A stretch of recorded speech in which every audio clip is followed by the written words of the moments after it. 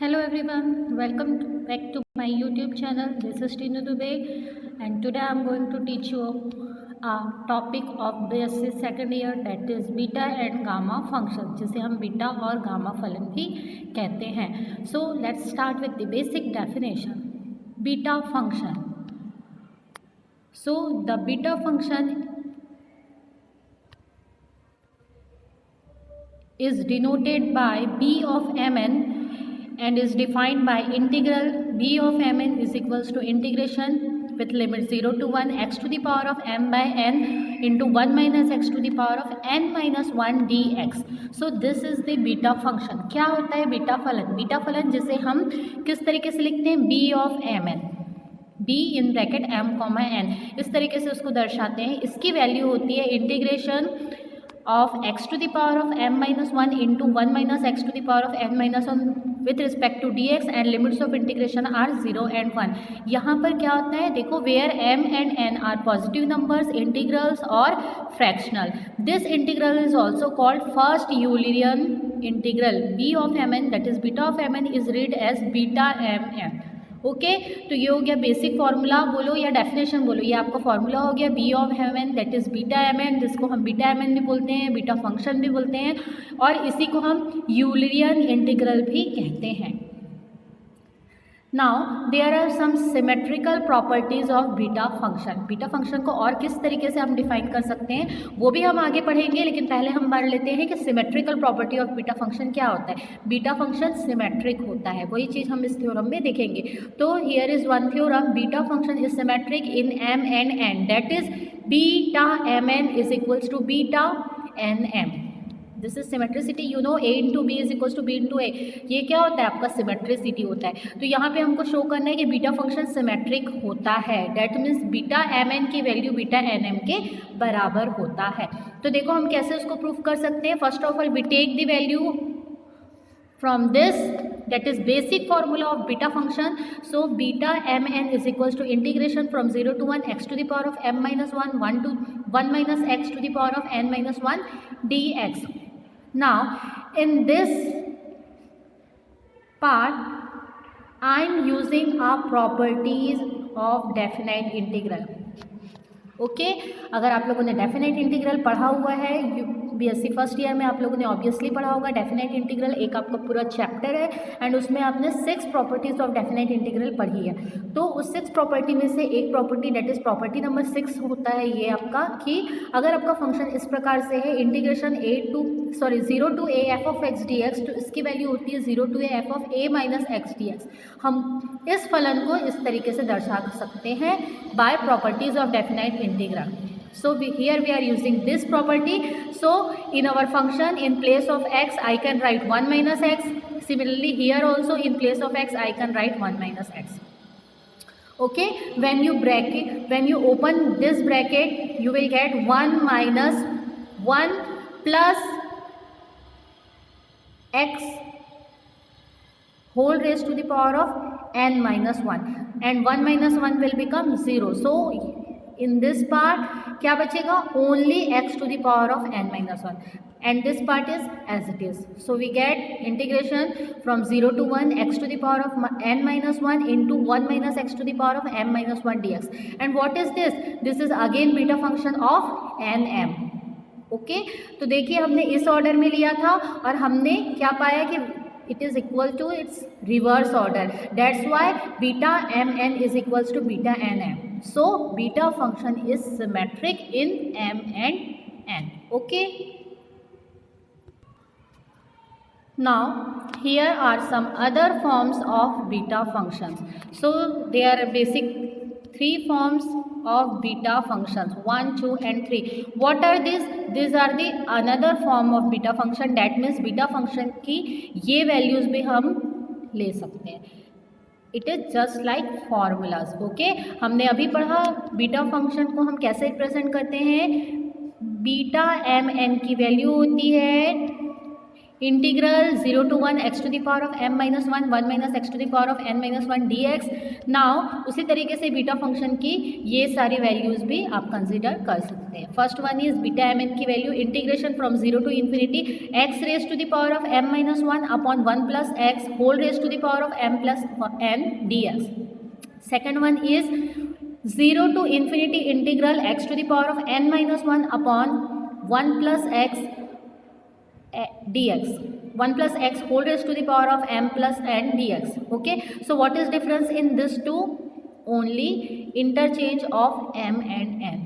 Okay, as we have already studied a theorem just above that beta function is symmetric, that's why this and this both are equal. One more formula for beta function is there, that is 2 integration 0 to infinity sine to the power of 2m minus 1 theta into cos to the power of 2n minus 1 theta d theta. This is also one form of beta function. Okay, now come to the next important definition, that is gamma function यानी कि gamma फलन. देखते हैं gamma फलन क्या होता है. The gamma function is denoted by gamma n is defined by improper integral. Gamma function को हम इस तरीके से डिनोट करते हैं, गामा एन इस सिंबल से हम उसको डिनोट करते हैं. और इसको किस तरीके से डिफाइन किया जाता है, एक इम्प्रॉपर इंटीग्रल ये होता है और जिसको हम डिफाइन करते हैं इस तरीके से. क्या होता है, गामा एन की value integration with limit 0 to infinity x to the power of n minus 1 e to the power of minus x dx. यहाँ पे एक वर्ड आप लोगों ने देखा, इम्प्रॉपर इंटीग्रल. ओके, पहले ही आप लोग पढ़ चुके हो इम्प्रॉपर इंटीग्रल क्या होता है. ऐसे इंटीग्रल जिसकी कोई भी एक लिमिट ऑफ इंटीग्रेशन अगर इनफाइनाइट हो जाती है तो हम उसको इम्प्रॉपर इंटीग्रल बोलते हैं. तो यहाँ पे गामा फंक्शन को हम इस तरीके से रिप्रेजेंट करते हैं, गामा एन, और इसकी वैल्यू होती है 0 to infinity integration x to the power of n minus 1 e to the power of minus x dx. Okay, and few lines are here also, which is convergent for n is greater than 0 when n is a positive number, integral or fractional. This integral is also known as Eulerian integral. इस integral को हम यूलरियन integral भी बोलते हैं और ये convergent हो जाता है जब n greater than equals to 0 होना चाहिए. यानी कि greater than equals to 0 that means positive number होना चाहिए. पॉजिटिव नंबर हो सकता है, इंटीग्रल हो सकता है और कोई फ्रैक्शनल वैल्यू भी हो सकती है. Okay, now next, properties of gamma function. There are few properties of gamma function. Property number 1, आप इसे प्रॉपर्टी कहें या फिर फॉर्मूला कहें. तो property number 1, gamma of 1 is equals to 1. Okay, this is one of the most important property of gamma function which is used in numerical questions. Okay, so gamma 1 की value 1 होती है. Next property, gamma of n plus 1 is equals to n gamma n.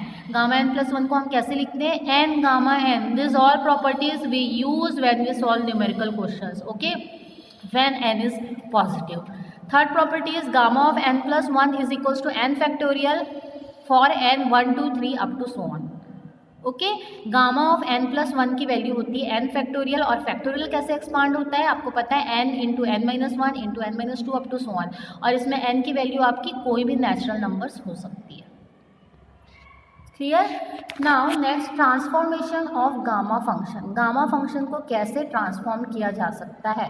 तो यहाँ पे भी आपको 3 transformation देखने को मिलेंगे. ये तीनों ट्रांसफॉर्मेशंस आपको कहाँ यूज़ होंगे, थ्योरम्स में और न्यूमेरिकल क्वेश्चंस में आपको यूज़ होंगे. ठीक है, पहला ट्रांसफॉर्मेशन दिया है gamma n upon z to the power of n is equals to, इसकी वैल्यू होती है integral with limits 0 to infinity e to the power of minus zx x to the power of n minus 1 dx. Second, gamma n is equals to integration with limits 0 to 1 log of 1 upon y whole raised to the power of n minus y dy. Third transformation होता है gamma of n plus 1 is equals to integration with limit 0 to infinity e to the power of minus y to the power of 1 upon n. ये होती है इसकी third transformation. तो इस तरीके से हम गामा को 3 टाइप से ट्रांसफॉर्म कर सकते हैं. यानी कि गामा फलन का जो बेसिक फॉर्मूला है उसको हम इस 3 तरीके से भी लिख सकते हैं. Okay, now next important topic is relation between beta and gamma function. This is most important topic of this unit. Okay, gamma फलन और बीटा फलन के बीच में क्या रिलेशन होता है वो हम इस थ्योरम के थ्रू यहाँ पर हम उसको स्थापित करेंगे, और ये आपका बहुत इंपॉर्टेंट टॉपिक है, तो देखिए ध्यान से।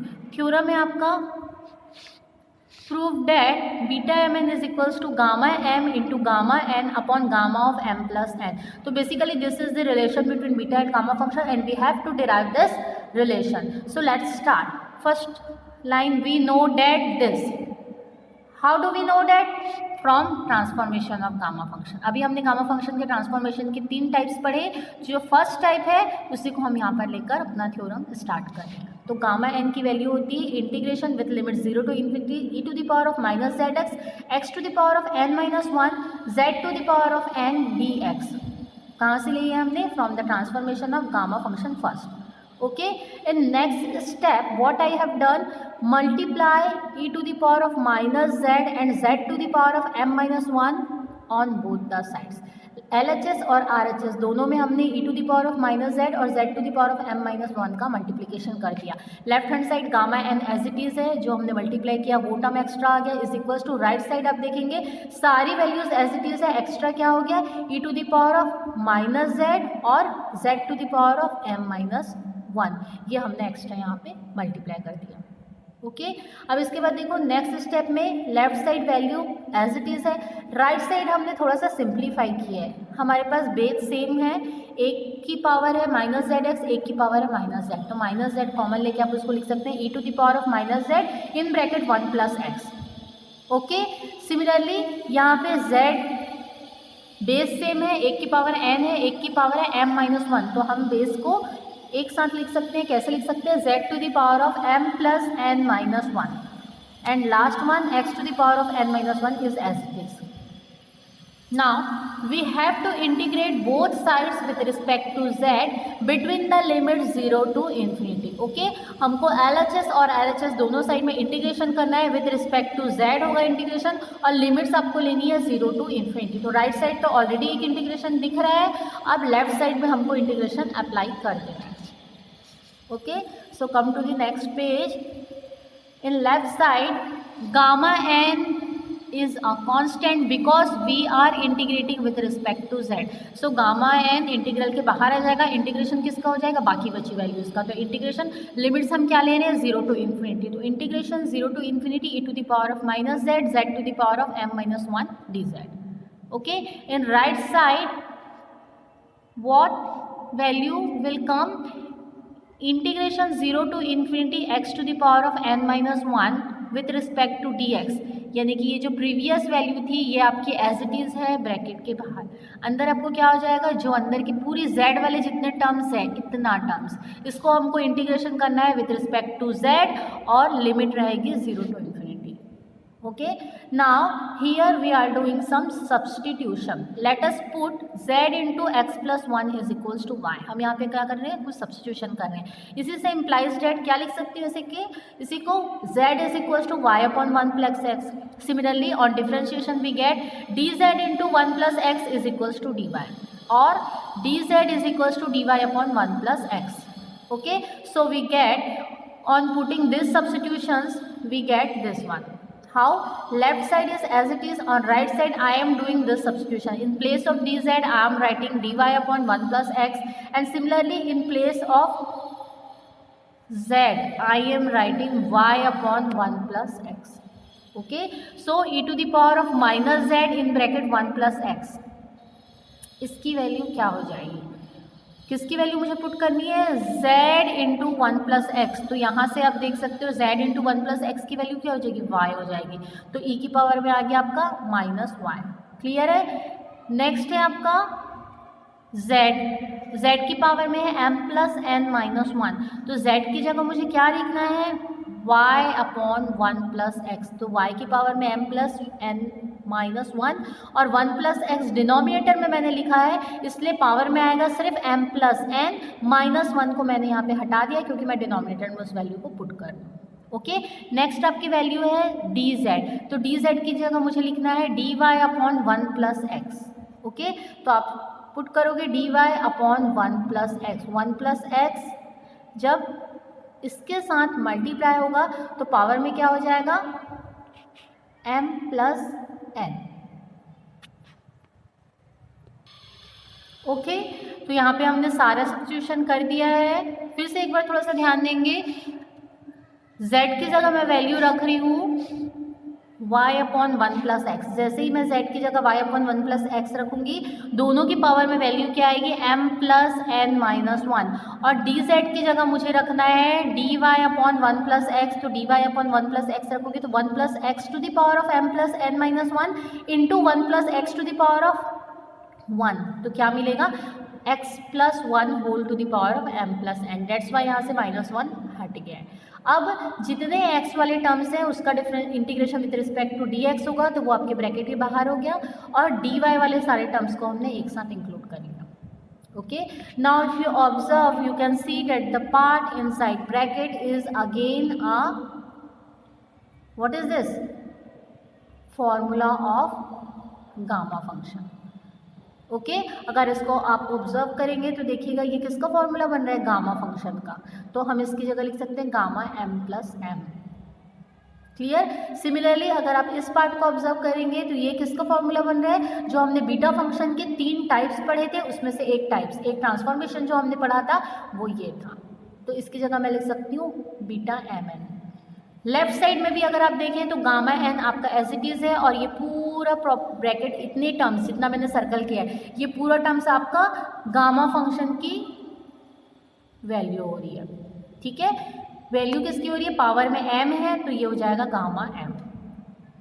अब आप देख सकते हो लेफ्ट साइड आपको मिल गया gamma n gamma m, right side मिल गया beta mn gamma m plus n। थोड़ा सा रीअरेंज किया, क्या मिल गया, beta mn is equals to gamma m upon gamma m plus n, और यही होता है beta function and gamma function के बीच रिलेशन। ओके, सो थोड़ा सा लेंथी है theorem but it is very important. तो स्टेप बाय स्टेप यहाँ पे मैंने आपको एक्सप्लेन किया। I hope it is clear to you all, so please try this. Thank you.